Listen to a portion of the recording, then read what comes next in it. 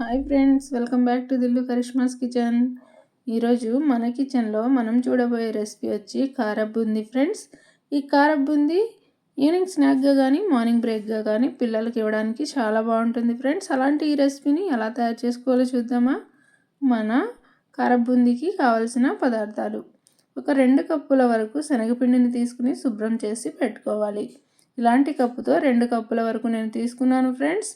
అలాగే అరకప్పు కంటే కాస్త తక్కువ బియ్యం పిండిని తీసుకోవాలి. అలాగే అరకప్పులో ఇంకాస్త తక్కువగా వచ్చే 1/3 కప్తో ఈ విధంగా పల్లీలను తీసుకోవాలి. అలాగే కొన్ని జీడిపప్పుల్ని కూడా తీసుకోవాలి ఫ్రెండ్స్. ఇప్పుడు ఇందులో ఉప్పు కారాలు అనేవి మనం చూసుకుంటూ క్వాంటిటీస్ చెప్పుకుందాం ఫ్రెండ్స్. రెసిపీ చేసుకుంటున్నప్పుడు మన కారప్ బూందీని తయారు చేసుకోవడం కోసం ముందుగా ఈ విధంగా ఒక మిక్సింగ్ బౌల్ని తీసుకొని మనం చక్కగా క్లీన్ చేసి పెట్టుకున్న శనగపిండిని యాడ్ చేసుకోవాలి.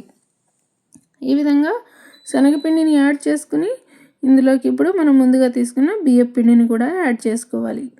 యాడ్ చేసుకుని ఇప్పుడు ఇందులోకి రుచికి తగ్గట్లుగా ఉప్పును కూడా యాడ్ చేసుకుందాం. ఈ విధంగా ఇలా ఉప్పుని యాడ్ చేసుకున్నాక కాస్త పసుపును కూడా యాడ్ చేసుకుందాం ఫ్రెండ్స్. ఈ విధంగా ఒక 1/4 టీ స్పూన్ వరకు పసుపు అనేది పడుతుంది. ఇలా యాడ్ చేసుకున్నాక మొత్తం కలిసేలాగా విస్కర్తో ఈ విధంగా కలుపుకుంటూ కొన్ని నీళ్ళని యాడ్ చేసుకుంటూ లంప్స్ ఏవి లేకుండా చక్కగా కలుపుకోవాలి. మొత్తం నీళ్ళని ఒకేసారి యాడ్ చేయకూడదు ఫ్రెండ్స్. కొన్ని వేసుకుంటూ చూసుకుంటూ కలుపుకోవాలి జాగ్రత్తగా. చూస్తున్నారు కదా, ఈ విధంగా కలుపుకోవాలి. ఇలా కొన్ని వేసుకుంటూ కలుపుకుంటే మంచి థిక్ బ్యాటర్ అనేది రెడీ అవుతుంది. ఈ విధంగా చూస్తున్నారు కదా, మొత్తానికి నాకు ఒక కప్పు అలాగే మరొక 3/4 కప్పు వరకు పట్టాయి ఫ్రెండ్స్. 1/3 కప్పు వరకు నీళ్ళు అనేవి పట్టాయి. ఇంతే పట్టాలి అని ఏమీ లేదు ఫ్రెండ్స్. మీరు తీసుకునే పిండి క్వాలిటీని బట్టి నీళ్ళు అనేవి పడుతూ ఉంటాయి. చూస్తున్నారు కదా, బ్యాటర్ అనేది ఈ విధంగా ఉండాలి ఫ్రెండ్స్. ఈ విధంగా ఉంటే బూందీ పర్ఫెక్ట్గా వస్తుంది, మనం చేసిన బూందీ అనేది. చూస్తున్నారు కదా, నేను బ్యాటర్ని పైకి వేస్తున్నప్పుడు ఎలా ఉందో కదా, అలా ఉన్నట్టు ప్రిపేర్ చేసుకోవాలి. ఇలా నాకు ఇంకొన్ని నీళ్ళు మిగిలాయి ఫ్రెండ్స్. ఇప్పుడు మనం బూందీ వేసుకోవడం కోసం ఇందులో ఏమి ఎక్స్ట్రాగా యాడ్ చేయాల్సిన అవసరం లేదు. ఇప్పుడు బూందీని వేయించుకోవడం కోసం డీప్ ఫ్రైకి సరిపడా ఆయిల్ని నేను ముందుగానే పెట్టి హీట్ చేసుకున్నాను ఫ్రెండ్స్. బూందీ అనేది వేగడం కోసం ఆయిల్ అనేది కాస్త ఎక్కువ హీట్లోనే ఉండాలి కాబట్టి నేను ముందుగానే ఆయిల్ని హీట్ చేసుకున్నాను. ఇలాంటి గరిటె కానీ లేదంటే ఇలాంటి చిల్లుల గరిటెని కానీ తీసుకుని బూందీని ఈజీగా ప్రిపేర్ చేసుకోవచ్చు. ప్రతి ఇంట్లో ఈజీగా అవైలబుల్లో ఉంటాయి కదా ఫ్రెండ్స్ చిల్లుల గరిటెలు అనేవి. వాటితో బూందీని కానీ కారప్ బూందీని కానీ లడ్డూని కానీ ఈజీగా ప్రిపేర్ చేసుకోవచ్చు. బూందీని వేసుకుని ఆయిల్ హీట్ ఎక్కిన తర్వాత ఆయిల్ అనేది బాగా హీట్లో ఉందో మీడియం హీట్లో ఉందో అని ఒకసారి ఈ విధంగా పిండి వేసి చెక్ చేసుకున్నాను ఫ్రెండ్స్. నేను ఆయిల్ అనేది కరెక్ట్గా మనకు కావాల్సిన హీట్లోకి వచ్చింది ఫ్రెండ్స్. సో ఇలా కాస్త పిండిని గరిటెలోకి వేసుకుంటూ బూందీలాగా ప్రిపేర్ చేసుకోవాలి. చూస్తున్నారు కదా, ఈ విధంగా బూందీలాగా ప్రిపేర్ చేసుకోవాలి. ఒకే దగ్గర వేయకుండా గరిటెని తిప్పుకుంటూ వేసుకున్నామంటే చక్కగా వస్తుంది ఫ్రెండ్స్. బూందీ అనేది ఒక దగ్గరే వేసామంటే మొత్తం ఒక దగ్గర ముద్దలాగా వచ్చేస్తుంది. చూస్తున్నారు కదా, ఇలా చక్కగా కలుపుకుంటూ వేసుకోవాలి. ఇలా వేసుకొని ప్యాన్కి పట్టేంత బూందీ మాత్రమే వేసుకోవాలి ఫ్రెండ్స్. వేసుకొని చక్కగా వేగి ఈ బబుల్స్ తగ్గేలాగా ఈ విధంగా వేయించుకోవాలి. చూస్తున్నారు కదా ఎంత చక్కగా వేగిందో కదా. నేను ఈ విధంగా కాస్త బూందీకి తోకలు వచ్చేలాగా వేసుకున్నాను ఫ్రెండ్స్, అంటే బాగుంటుందని ఈ విధంగా వేసుకున్నాను. మిగతా బూందీ అంతా బాగా చక్కగా నేను రౌండ్గా మంచి పూసలాగా వచ్చేలాగా వేసుకుంటాను ఫ్రెండ్స్. ఈ విధంగా కాస్త వేసుకుని తీసుకోవాలి. చూస్తున్నారు కదా ఎంత రౌండ్గా ఎంత చక్కగా పూసలాగా వచ్చిందో కదా, సెకండ్ బ్యాచ్లో వేసింది. ఇలా మొత్తం వేసి చక్కగా బూందీని రెడీ చేసుకోవాలి.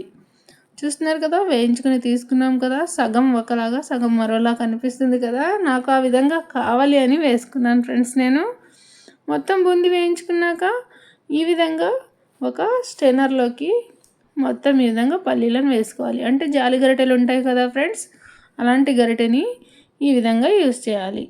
చూస్తున్నారు కదా, పల్లీలని తీసుకోవడానికి కూడా ఈజీగా ఉంటుంది ఫ్రెండ్స్. ఇలాంటి గరిటెలు వేసి వేయించుకుంటే మనం ముందుగా తీసుకున్న జీడిపప్పుని కూడా వేసుకుని రెండు కూడా బాగా చక్కగా వేగేలాగా వేయించుకోవాలి.